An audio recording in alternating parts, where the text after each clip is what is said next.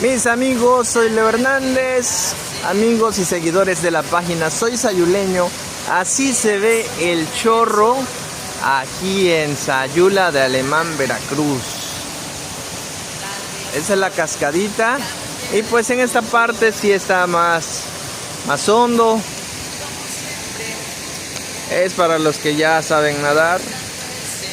Y o sea, ya está bajito, pero aquí en esta parte está hondo. Se puede ver, está más oscuro.